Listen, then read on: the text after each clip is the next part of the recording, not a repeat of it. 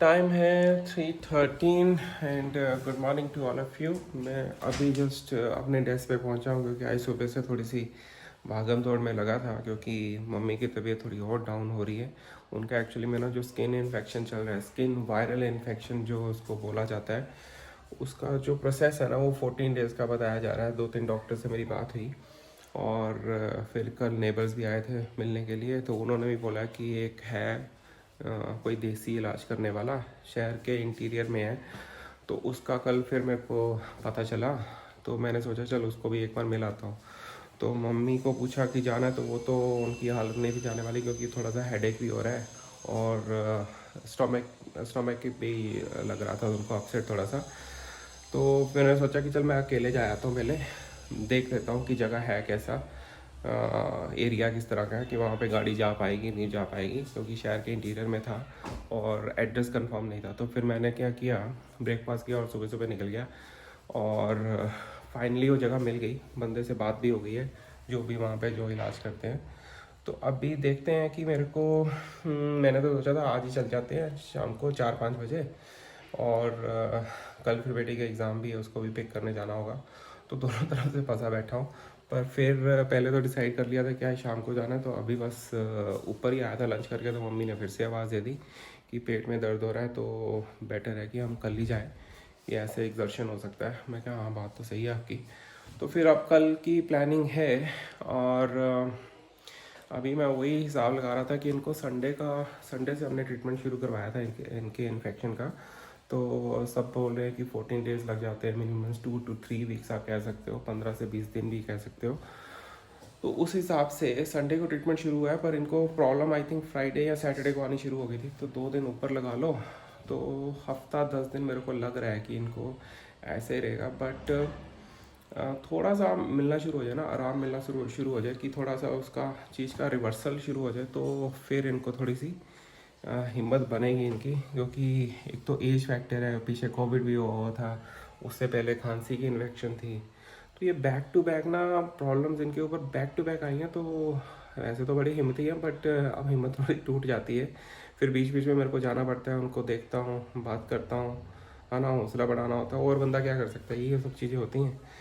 तो let's see आगे क्या होता है। होपफुली एक वीक, हफ्ता 10 दिन में वो पूरी तरह से रिकवर हो जाएंगे, उम्मीद तो मैं यही कर रहा हूँ। अब कल वो देसी इलाज भी शुरू करते हैं साइड में, तो देखते हैं क्या है उसमें, कितनी जल्दी फ़र्क पड़ता है। पर अभी जो मेरी लाइफ में चल रहा है ना, तो मेरे को इसमें से यही जो मेरी ऑब्जर्वेशन या कह लो, या मेरे को जो लेसन सीखने को मिल रहे हैं कि हेल्थ जो है ना वो बहुत ज़्यादा इम्पोर्टेंट है। चाहे वो ये मैटर ही नहीं करता कि सामने वाला बच्चा है, बड़ा है, एज है, बुज़ुर्ग है ना, हिम्मत वाला है, हेल्दी है, फिट है या नहीं है। अगर हेल्थ वीक होनी शुरू होगी ना तो बहुत मुश्किल हो जाता है। एक टाइम था जब मेरी जॉब अचानक से चली गई, तब प्रेशर आ गया था, फाइनेंशियली ज़बरदस्त लेवल के क्राइसिस थे कि एकदम से जॉब निकल गई थी, है ना, और कुछ ज़्यादा इतनी बड़ी सैलरी भी नहीं थी कि सेविंग भी उस हिसाब से होती है। अचानक से जॉब गई तो एक तरह का ट्रॉमा में था, 4-5 महीने बिना किसी अर्निंग के बैठा था। तो पर वो हिम्मत थी कि दोबारा कुछ ना कुछ ट्राई किया, बहुत ज़्यादा इंटरव्यूज़ भी दी, कहीं पे कुछ नहीं मिल रहा था। बट उसको उस फेज़ को और इस फेज़ के साथ अगर जब कंपेयर कर रहा हूँ ना, तो मेरे को ये फेज़ थोड़ा ज़्यादा डिफिकल्ट लग रहा है ना। वो टाइम में क्या था कि चल थोड़ा फाइनेंशियली अनस्टेबिलिटी आई थी जो फेस की। पर मीन्स पैसे का क्या है कि आप कमा सकते हो, है ना, जॉब अगर चलेगी तो दोबारा मिल सकती है ना, अगर आप एफर्ट मारते रहो तो मिल जाता है। बट हेल्थ एक ऐसी चीज़ है जो सच्ची ना बंदे को अंदर से हिला रही है ना। अब वही है कि बंदे को सोचना चाहिए, इंसान को सोचना चाहिए कि हेल्थ के ऊपर वो ज़्यादा फोकस करे। वेल्थ भी ज़रूरी है, बट अगर प्रायोरिटी रखनी पड़े ना, हेल्थ एंड वेल्थ, तो I will go with the health only, है ना। कि जो मेरे को अब ये नज़र आ रहा है ना, वही मैं इनको बोलता था कि ये एकदम से चीज़ें डाउन नहीं हुई आपके साथ। आपको शुरुआत से ही जो गलतियाँ हो रही थी कि अपनी हेल्थ को आप इग्नोर कर रहे थे, उन चीज़ों को आपको नहीं करना चाहिए था, है ना। तो अभी भी जब आप ठीक होते हो, जब भी आप ठीक होते हो, हफ्ता 10 दिन लगेगा उसमें, उसके बाद भी आपको ध्यान रखना चाहिए, है ना, कि हेल्थ को बंदा इग्नोर ना करे।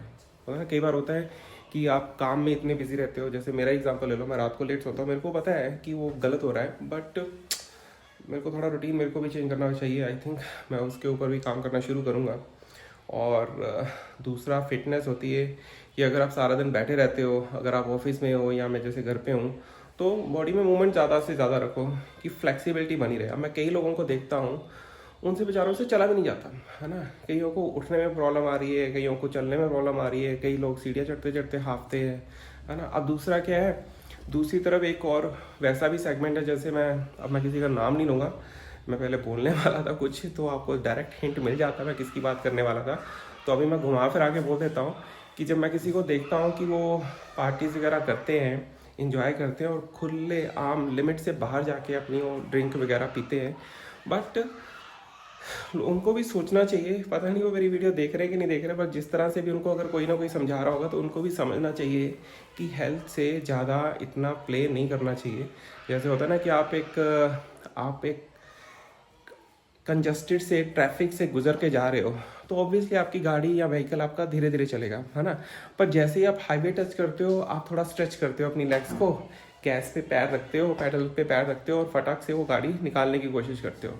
बट वो थोड़ी देर के लिए अच्छा लगता है। हाई स्पीड गाड़ी है ना, 150 की स्पीड, 170 की स्पीड, मीन 100, एनीथिंग अबव 100 अच्छा लगता है। बट कभी भी एक्सीडेंट हो सकता है ना। हम वो चीज़ें करें क्यों? तो ये सारी चीज़ें मेरी ना ये दिमाग में घूमती रहती है। को भी क्लाइंट्स के फ़ोन आते हैं, उनके साथ भी कुछ इश्यूज हो गए होते हैं, तो वो भी डिस्कस करते हैं। तो मतलब कि क्या है, अब मेरे को अपनी प्रॉब्लम्स तो मैं फेस कर ही रहा हूँ, जैसे मम्मी का जो भी चल रहा है मेरे सामने सब चीज़ें चल रही हैं, है ना।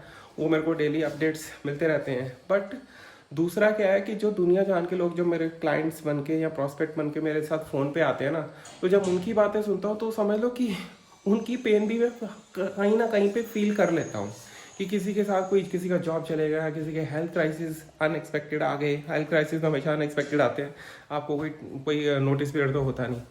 बट इन शॉर्ट वही कहना चाहूँगा कि हेल्थ इज़ वेरी इंपॉर्टेंट। अपने और अपने परिवार का ध्यान रखो, ठीक है।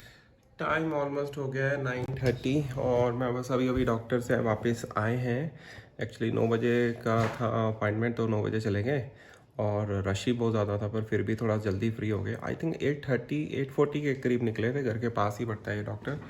तो आज थोड़ा सा उसने थोड़ी सी उम्मीद जगाई है कि अब शायद इनका रिवर्सल शुरू हो जाए, क्योंकि जो 14 डेज़ का पीरियड है हम ऑलरेडी ऑलमोस्ट हाफ वे में है। कल नाइट तक, कल फ्राइडे नाइट तक वो complete half way, mid way में पहुंच जाएंगे।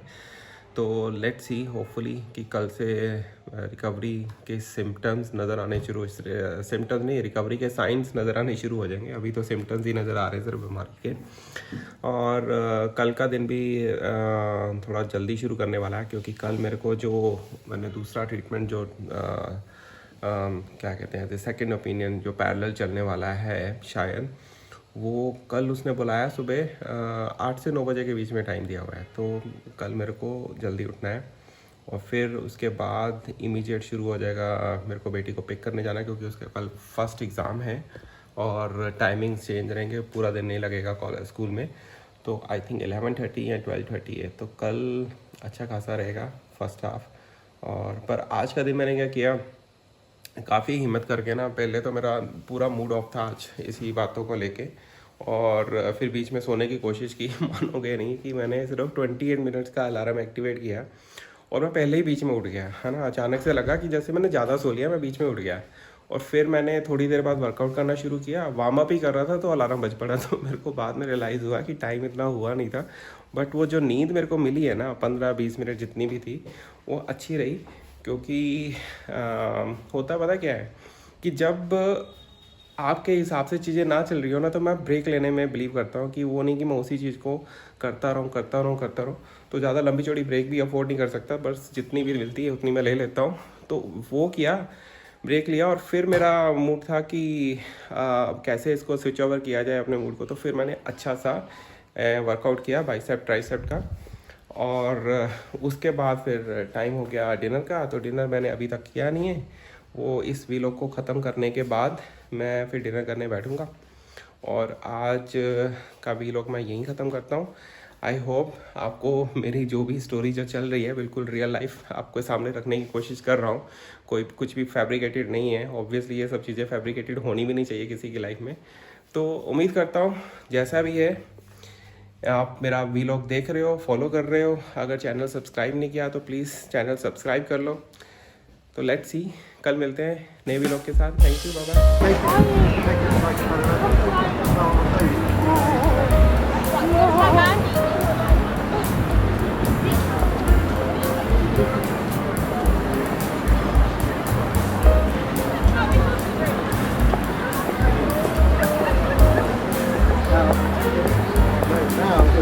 Now it's like a panoramic one.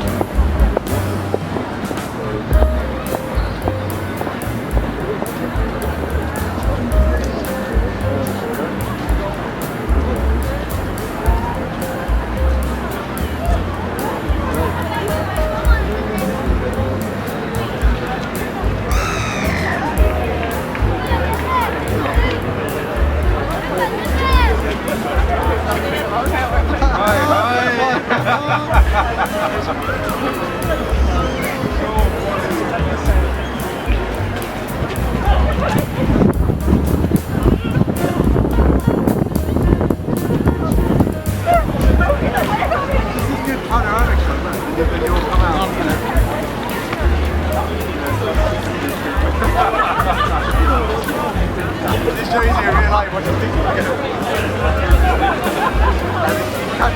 So you missed it on the outside. Okay, so two couples, you're thinking, okay? The panoramic shot, you just do one. You're that side of the back.